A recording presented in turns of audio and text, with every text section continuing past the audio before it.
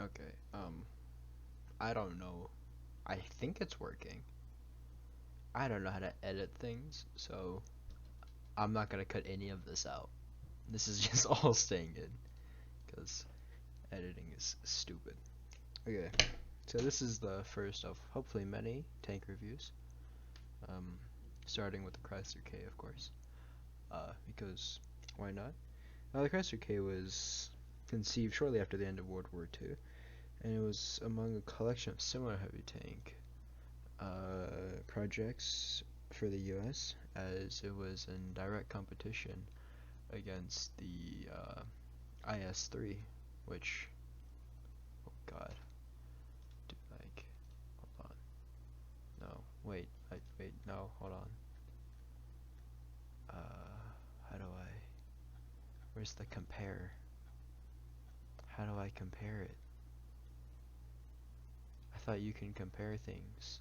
Can you compare things? How does Blitzhanger, oh, how does Blitzhanger even work? Tank compare, that's what we want. Yes, this. Yeah, okay. Oh god, how you spell Chrysler? Not like that. There we go. Yes. Oh, where is it? Where's the one that, yeah, this stupid thing. Yes. Okay. Uh, it was developed to basically in response to the IS-3. With its 7 inches of frontal armor sloped back at about 30 degrees, and the frontally placed engine at 1200 horsepower, and with the crew all in the back, they're all heavily protected. The 105 millimeter cannon, which is the T5E1, was a very common choice among heavy tanks, and it's used on the T32 as well. So when the T32 got up off not so long ago, the Chrysler K also got up off, which was very nice. It can penetrate about, in real life, it can penetrate about 135 millimeters of armor. Obviously in Blitz it's different. In the end, though, the budget was cut due to peacetime budget cuts, and only a picture of the scale model is thought to survive as evidence that the tank was ever imagined. Now, like I said, the numbers in Blitz are different to the ones in real life.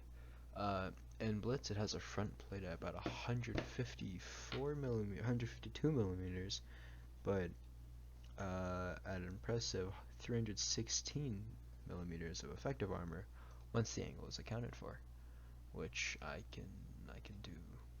No, wait, no, this is wrong. I didn't want that either. I don't want that. I don't want this. Yes, I want that, and then I want this thing, yes, and then that one, and wait, always, you want to run armor on this thing, by the way, always run armor, yes, I hope this takes into account armor, so, yeah, it's lying, but, you know, it's okay, no, see, look, it is, see, it's kind of thick, just like your mother, um, and this isn't like completely bulletproof. Some TDs and some heavy tanks like Premium can pen this, and of course Tier 9s can as well.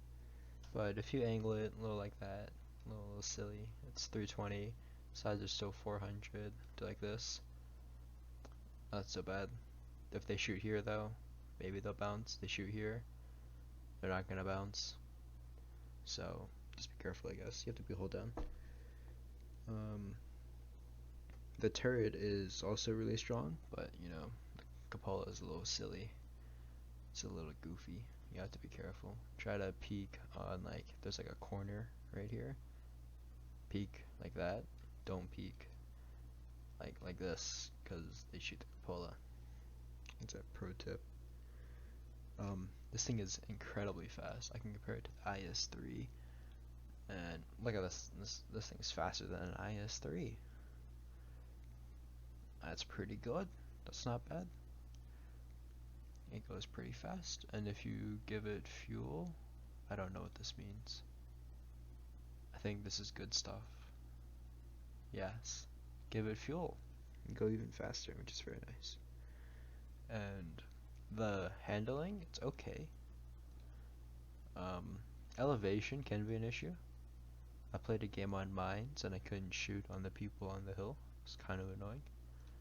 But yeah, no, the DPM was good because they buffed the T32, so in turn it buffed this. It's not amazing, of course. 2.1k is not good for a heavy tank. But with the right equipment and stuff, you get this down to about 8 seconds flat, I think. That's pretty good. Um, and overall, it's not a bad tank. You see, if you perfect for side scraping due to the turret being in the back, and you don't have any real. Your sides are very flat. So angle like this, they don't pen, they don't pen. They can hit that, so angle on this side. Peek like that. Yeah, 300, 300. So this is going to be completely red to tier 8 premium, which is about 270, 280-ish, give or take. But if they shoot here, they go right through. They shoot here. Oh, not really. This is a big weak point. When you see a Chrysler case side scraping, you shoot right here. This plate right here is only 82 millimeters thick compared to 101 and 110. So, not bad. And has 10 degrees over the side, which is really good for ridges. But if they push over, they get your entire flat side, which is really weak. Nice thing is, T49s can't HU you anywhere, because every single plate on the back is 76 millimeters thick, which is nice. So how do you play it? Here's just one of the games I had that I played later today, or that I played today. Here's one of the games of the Chrysler K. You can skip ahead. As you can see, this tank is incredibly fast, able to get in positions really early, and I wasn't gonna hit that shot, just a guess. And you see how I'm on the left side, so my cupola is hidden. That's what you really want to try to aim for. And accuracy, not the best, but with adrenaline, DPM really goes hard, which is nice. And now you just sit here and farm, really. I'm completely red to the enemy, and the APCR is pretty nice. Punches through the Tiger 2 turret. And the nice thing is of this mobility is I can see the Emil 1 here made a really dumb push, and I can really just I guess take advantage of that with the mobility.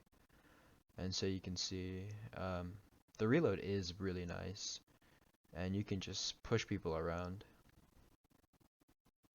So Emil 1's gonna die. I'm not gonna waste a shot on him. I'll give that to the Type 62 player. And I feel like this game had already been won. We won heavy side, they didn't go light tank side, so now at this point it's about farming. So I'm just gonna ignore the smasher. He can take a shot into me. I want damage. He shoots heat through my drive wheel. Doesn't really make sense, but that's okay. He can have that. I'm just here to get damage. And this gun is really chippy. It hits really hard, about 320, 350-ish. And the reload just, you can keep pumping it out, which is really nice. 8.7 is not bad at all for a heavy tank. Of course it's not Action X, but it's good enough. And kind of in a bad spot right now. Luckily the Tiger 2 doesn't turn around. And I don't even know what I'm trying to do here. You can't pen that turret for anything. With anything. So, it's 7v4. You might as well just go in, get all the damage. You can see the side scraping works out pretty well. Granted, it's a tier 8 medium tank, but still, it's pretty nice. And then the 60 tons with a 1000 horsepower engine really comes in handy for ramming. Did about 100 to the TVP. That's not so bad. And yeah, this tank can just push through, take the shots, bounce a few of them, and it really rolls out the damage. That was 3k in about 2 minutes, 2.5 minutes. Not bad. Here's another game. This one is much more brawling, and the enemy stayed around a little longer compared to the other one. Considering the gun depression over the side, I decided to push up to the bridge. It's a really good position. with the very small cupola, unlike that chieftain there, who I tried to get a shot into. And I don't really know the Type 7's armor profile, so throwing through the car, maybe it'll pen, maybe it won't. And now you can see I'm gonna try to turn to my side to get the gun depression working, and I can shoot into the cupola. So in this position, I'm very strong. I have great DPM, gun depression, hold down. There's not much they can do. And the pen's really nice. Accuracy's not bad at all, and it can really pump out the damage when you need it. So this is a really good position for it. Chrysler played IS-3 Defender, not so hard. That tank isn't that good anymore anyway. And that was an unlucky shot. And I'm noticing now that there's a Skoda on the left, and I don't really know what his plans are, but I don't want to face it. So I'm going to push up to this rock, considering the mobility. Get caught, but I don't think I get shot here. No, IS-3 barely missed. And I'm thinking, Chieftain's not looking, I can get a shot in the 57. But because it's rear mounted, it's just so long. So you should never peek out like that. That was a huge mistake on my part. You would want to peek out like this, side scraping, and there's also a divot so you hold down. It's quite nice. Unluckily, I got overmatched by the IS-3 Defender. That is a thing. Your sights are 101, so you can get overmatched quite surprisingly. So be careful on that. Angle it proper. But at this point, I've focused mainly on the Chieftain for now, hoping he's going to peek out, deciding to push up because the IS-3 Defender needs to die. Nice high roll there. I would heavily recommend putting crew points in the 3 shots until max roll. That's just a dumb shot. I don't understand why the IS-3 Defender has that just square of red. And I've made a misplay here. Thank God the ISU has some eyes and shot him. And at this point, it's clean up. And shows the Chrysler can brawl pretty well, as long as you angle it and put it in a good spot. Holds up its weight.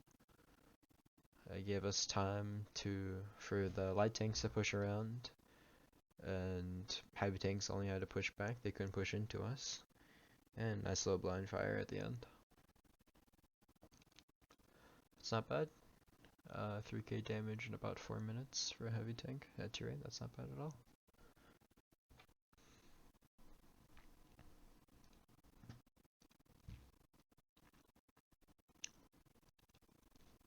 There's another game on Falls Creek in the Chrysler. I would say Falls Creek is a really strong map for the Chrysler. Just because that bridge is just such a good spot for it. I mean, you're near unkillable. And I should have loaded gold there. A little mistake. But see, I'm hold down. Unless they can snipe the cupola, they can't do anything. Pour a mill APCR turns the entire thing gray. I see that the medium tanks actually can shoot me, but I'm not too concerned about that, and that's an unlucky shot. Yeah, see, T-34-2 can shoot me, but I'm just hoping he won't. Another unlucky shot. TDs could HE spam your roof, but I seriously doubt they're gonna do that. I see he's looking at me. The velocity on that is quite slow, and he bounces. It's alright, I'm gonna ignore him for now, because our guys got him. Another unlucky shot. The SU has magnets inside there that repel. I don't understand it. A mill makes a very questionable play here. He just decides to push in and then stops, and I don't think he moves from there. I think he just parks right there. And that was a bad play by me poking out like that, but I don't know why he's not moving. He's not tracked, his driver's not dead. He's just, yeah. I don't understand. This is public matches. Chrysler just melts it, I guess. And this shows the accuracy, I guess. It's pretty nice. The gun is really nice on this tank, I'd say. DPM's not the best, but it really holds up pretty well. I think the only tank that does better than the Chrysler would be the Action X, but that thing's just broken. This one's a little special. Action X can't side scrape though. Of course, I don't know how to angle, so I can't side scrape either. And now I have to angle against 3 people at the same time. Good thing 2 of them missed. And I'm really trying to angle now. Luckily, I baited him out with the lower plate. He shot. I moved it into my tracks. Not bad. And Shark makes a questionable play there. I don't know what he was trying to do. And see, I'm trying to gun block the cupola. Because that's, I guess, the only big weak point. Don't know how that misses, but it's okay. And now I see Shark's committed. So I said, we gotta get him out. So me and Louie double tap him. And I have a faster reload.